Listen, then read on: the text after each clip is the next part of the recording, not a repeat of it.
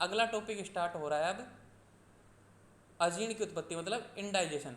अपच हो जाती है ना, किसी व्यक्ति को खाना नहीं पचता, ठीक है, ये टॉपिक अपन स्टार्ट कर रहे हैं। तो ये इसकी उत्पत्ति क्या होती है, मतलब अपच है जो इंडाइजेशन है वो कैसे उत्पन्न होता है, क्यों उत्पन्न होता है, क्या गलती करते हैं अपन जिससे ये उत्पन्न होता है। अपन ने आम का कॉन्सेप्ट समझ लिया, अब इंडाइजेशन समझ लो।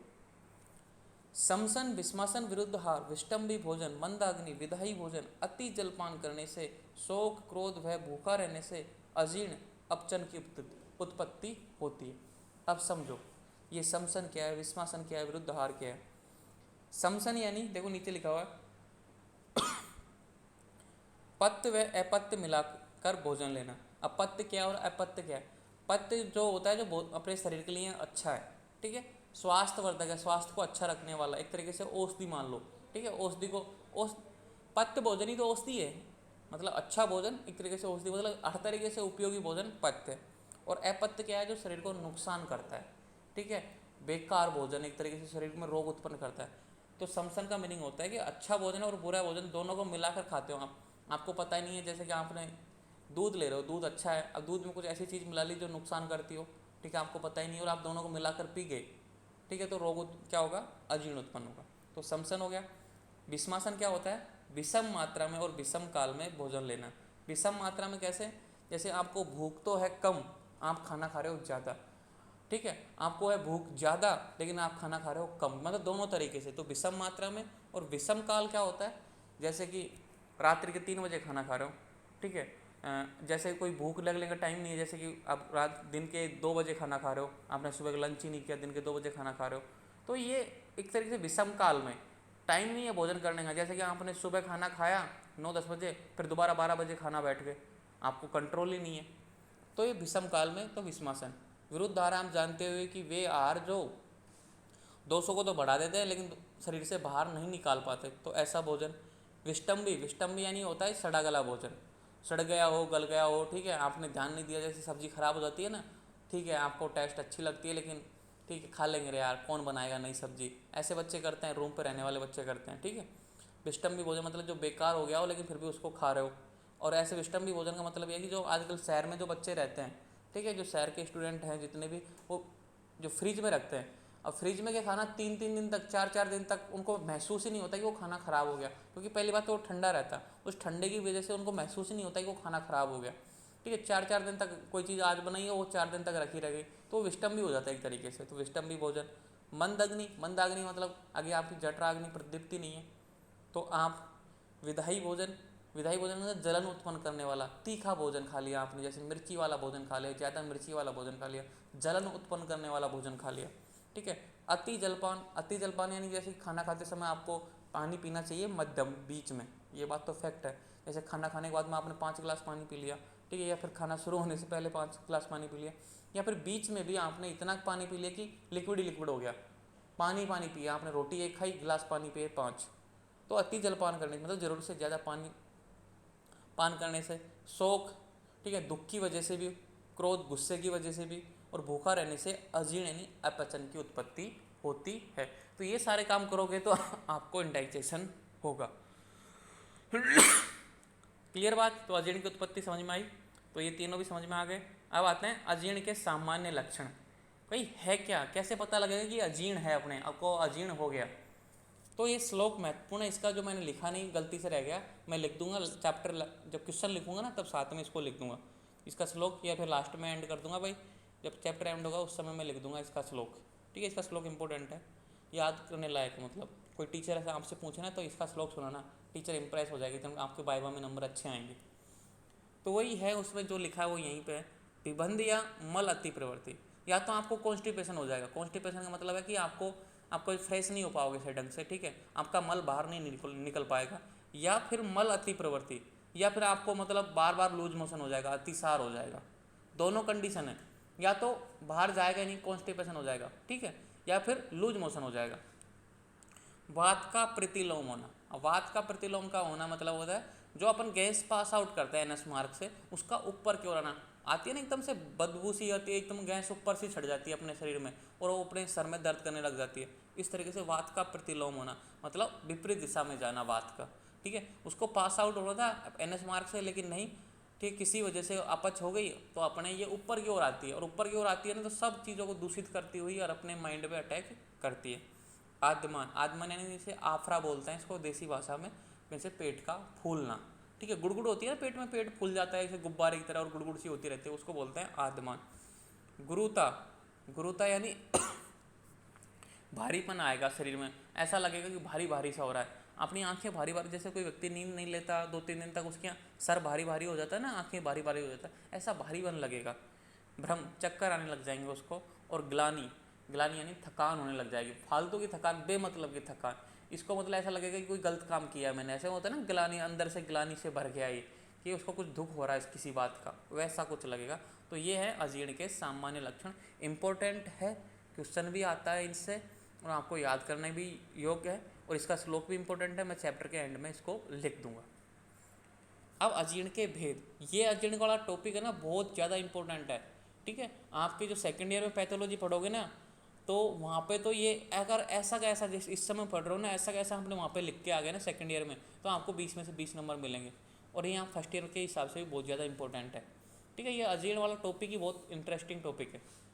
तो अजीर्ण के भेद, देखो यहाँ पे कन्फ्यूजन है, ठीक है, आचार्य ने यहाँ पे 4 अजीर्णों का वर्णन किया है, आचार्य ने अष्टांग हृदय में 4 अजीर्णों का वर्णन किया, तो 4 भेद बताए हैं, ठीक है, संख्या नहीं बताई कि भाई 4 माने, बस वर्णन किया है 4 का, 4 अजीर्णों का वर्णन किया तो 4 मानेंगे अष्टांग हृदय के अनुसार, चरक ने 3 माने तो चरक की 3 मानेंगे, तो अलग अलग आचार्यों के अनुसार अलग अलग है, ठीक है। तो किसी से लड़ना मत, कोई बोले आपसे 3 है, भाई हैं 3 है लेकिन आचार्य चरक के अनुसार है, 4 है तो आचार्य भागवत के अनुसार 4 है, ठीक है। तो अपन अष्टांग हृदय पढ़ रहे हैं तो आचार्य भागवत की बात करते हैं, तो 4 वेद बताए गए हैं। तो पहला है आमाजीर्ण, तो पहला जो अजीर्ण है उसका क्या नाम बोलते हैं, आमाजीर्ण। तो इसका एक श्लोक है बहुत इंपॉर्टेंट है, जैसे सामान्य लक्षण का इंपॉर्टेंट है वैसे ही इसका भी इंपॉर्टेंट है। अजीर्णम च कफ आदम तत्र सोपो अक्षी गंडो सदो भुक्त इवोदोगार प्रेसको उत्कलेश गौरवम, इसको मैं बाद में समझाऊंगा, पहले ये पढ़ लेते हैं फिर इसको समझा दूंगा, ठीक है। तो आमाजीर्ण किसकी वजह से होती है, दोष कफ, मतलब इसमें कफ दोष की वजह से आमाजीर्ण उत्पन्न होती है। तो आप लिख सकते हो कि आमाजीर्ण कफ दोष की विकृति की वजह से उत्पन्न होती है, ठीक है।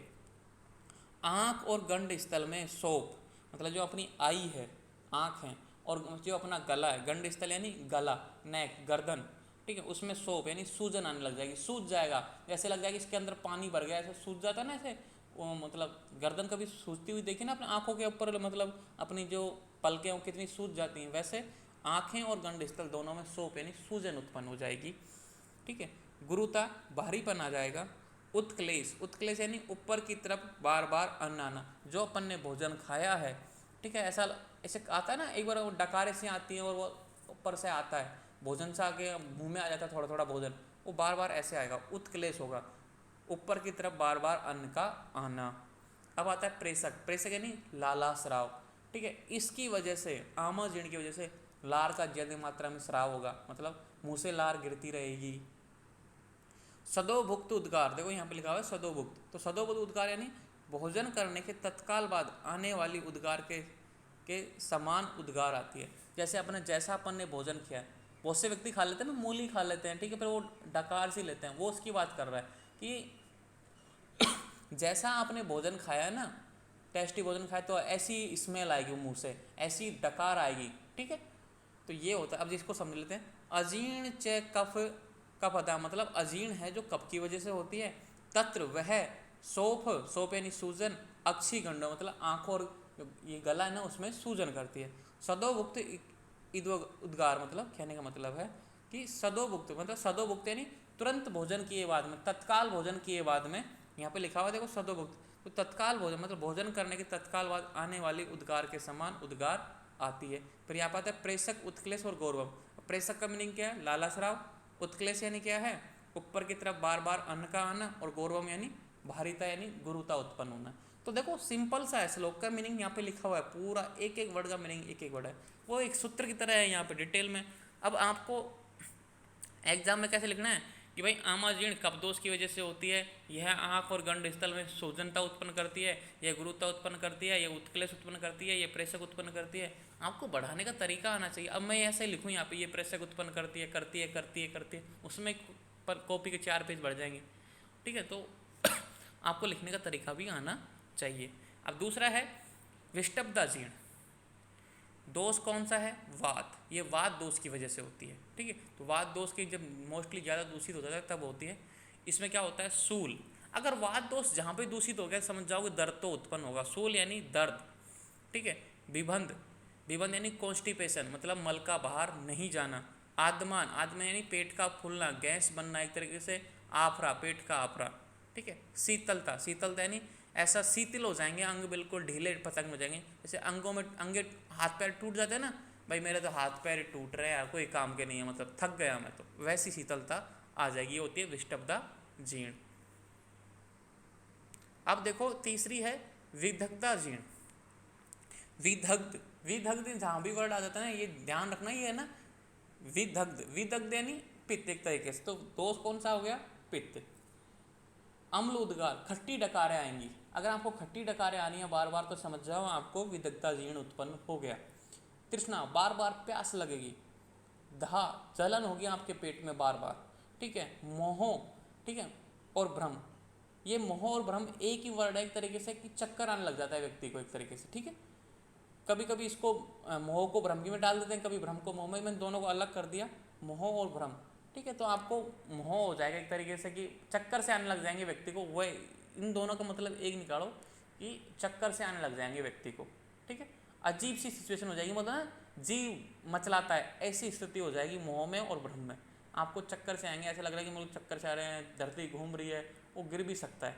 तो ऐसी कंडीशन होती है विदग्धा जीर्ण में। अब चौथी है रस शेषा जीर्ण। ठीक है, अब कॉम्प्लिकेशन यहाँ पे आता है, क्योंकि आचार्य चरक ने जो मानी है ना, आमाजीर्ण, विदग्धा जीर्ण और विष्टब्दा जीर्ण मानी है। ठीक है, रसेसा जीर्ण नहीं मानी। लेकिन आचार्य जो वाग्भट है उन्होंने रसेसा जीर्ण का वर्णन किया है इसके बाद में, इसलिए अपन इसको मेंशन किया चौथे नंबर पे। रसेसा जीर्ण, आहार रस के शेष रहने के कारण शुद्ध उद्गार के आने पर भी अन्न में अश्रद्धा, अरुचि तथा हृदय में पीड़ा होती है। अब इसका लक्षण क्या है समझे, ध्यान से सुनना। कि आहार रस के शेष रहने के कारण, कि आहार रस के शेष रहने के कारण शुद्ध उद्गार, जैसे कि मान लो कि आपका जो अपक्व आहार रस था, आपने औषधि पौषधि ली, सब कुछ ठीक ठाक हो गया, आपने चिकित्सा कर ली, तो इसका जो वर्णन किया था ना आचार्य ने, इन तीनों जो विष्टब्दा जीर्ण, विदग्धा जीर्ण, आमाजीर्ण थी ना, उसकी चिकित्सा के बाद वर्णन किया। तो आचार्य वाग्भट बताना चाह रहे हैं कि आपने ट्रीटमेंट ले लिया उन अजीर्णों का, उसके बाद में आप ठीक भी हो गए। ठीक है, फिर भी लापरवाही, किसी भी लापरवाही, जैसे कि आपने ट्रीटमेंट पूरा नहीं लिया, आपको ऐसा लगा कि मैं ठीक हो गया, बीच में ट्रीटमेंट छोड़ दिया, तो उसके बाद में एक अजीब अलग तरह की जीर्ण उत्पन्न होती है, उसको बोलते हैं रसेसा जीर्ण। आहार रस के शेष रहने के कारण, कि पूरी तरीके से पाचन नहीं हो पाया, जो आम बना था ना उसका पूरी तरीके से पाचन नहीं हो पाया, तो आहार रस के शेष के कारण शुद्ध उद्गार, आपको मतलब बिल्कुल साफ, ऐसे नहीं कि स्मेल वाली गंदी बेकार जो दुर्गंध वाली डकारें आ रही थी ना, वैसे नहीं आएंगे, बिल्कुल साफ आएंगी, तो आप लगेगा आपको ठीक हो गए, आपको ऐसा सोचोगे आप ठीक हो गए। तो वो फिर भी थोड़ा सा आहार रस रह जाता है ना, उसकी वजह से अगर आहार रस के शेष रहने के कारण शुद्ध उद्गार के आने पर भी अन्न में अरुचि और हृदय में पीड़ा होती है। अगर आपको मतलब शुद्ध अच्छी डकार आ रही है, ऐसे ही कि बेकार गंदी वाली डकार आ रही है, खट्टी डकार नहीं आ रही, नॉर्मल डकार आ रही है, कि खाने की जैसी नॉर्मल सी आ रही है, तो उसके बाद भी अगर आपको अरुचि है, भोजन करने का मन नहीं है, ठीक है, और हृदय में दर्द हो रहा है, तो आपको समझना चाहिए कि रसेसा जीर्ण उत्पन्न हो चुकी है आपके शरीर में। तो ये हो गई रसेसा जीर्ण। अब रसेसा जीर्ण के लक्षण क्या है, कि अन्न में सॉरी अन्न में अरुचि, मतलब आपको भोजन करने का मन नहीं करेगा, और हृदय में पीड़ा, मतलब जो अपने हार्ट है उसमें दर्द उत्पन्न होगा। ये इसके रसेसा जीर्ण के लक्षण हैं। ठीक है, अब एक नया वर्ड हो रहा है विलंबिका। आचार्य ने इसको एक अलग तरीके से वर्णन किया है, इसको अजीर्ण का भेद नहीं है, ये अलग है। ठीक है, लेकिन मिलता जुलता है, इसलिए साथ में इसका वर्णन किया है, तो अपन भी साथ में कर रहे हैं विलंबिका। तो अजीर्ण समझ गए, अजीर्ण की उत्पत्ति समझ गए, अजीर्ण के सामान्य लक्षण समझ गए, अजीर्ण के 4 भेद समझ गए। अब अगला वर्ड आया है विलंबिका। इस रोग में दोष अतिशय रूप से लीन होने के कारण विलंब से ही बाहर आते हैं, यह वात कफ के लक्षणों वाली होती है तथा लक्षण आमाजीर्ण के समान होते हैं। तो ये एक अलग रोग है विलंबिका। जब विलंबिका रोग का मतलब है कि इस रोग में दोष अतिशय रूप से लीन होते हैं, मतलब एक तरीके से भयंकर अवस्था, कुपित अवस्था, प्रकुपित अवस्था, ठीक है। अतिशय रूप से लीन होने के कारण विलंब से ही आपको छोटे मोटे ट्रीटमेंट काम ही नहीं करेंगे, और ट्रीटमेंट लोगे तो इसमें लॉन्ग चलेगा। जैसे कि और अजीर्ण थी वो 10 दिन में ठीक हो जाती है, 5 दिन में ठीक हो जाती है, 3 दिन में, इसका महीनों तक ट्रीटमेंट चलेगा। तो विलंब से मतलब देरी से बाहर आते हैं, थोड़ा थोड़ा टाइम लगेगा। यह वात कफ के लक्षणों वाली होती है। कौन से वात कफ की? ये वाले वात कफ। तो आमाजीर्ण के समान और विष्टपता जीर्ण दोनों के इसमें लक्षण पाए जाएंगे। जो आमाजीर्ण के थे ना वो भी इसमें पाए जाएंगे और विष्टपता जीर्ण के भी इसमें पाए जाएंगे, क्योंकि ये दोनों दोषों की है, वात और कफ। तथा लक्षण आमाजीर्ण के समान होते हैं, और मोस्टली जो लक्षण पाए जाते हैं वो आमाजीर्ण के समान पाए जाते हैं, मतलब ये लक्षण इसमें मोस्टली पाए जाते हैं 100%, तो ये तो पाए ही जाएंगे। और दोष कौन कौन से हैं? वात और कफ, वात वाला और कफ वाला, ये दोनों दोषों की वजह से ये विलंबिका उत्पन्न होती है। ठीक है, तो ये हो गई विलंबिका। 2 नंबर में आता है विलंबिका की परिभाषा दीजिए, तो ये आपको लिखना है विलंबिका की परिभाषा में। ठीक है, अब भी कोई डाउट है तो मुझसे पूछो, यहाँ तक अपन चिकित्सा स्टार्ट करेंगे। फिर किसी को कोई डाउट है? हेलो, क्या हुआ, सब शांत है? हेलो,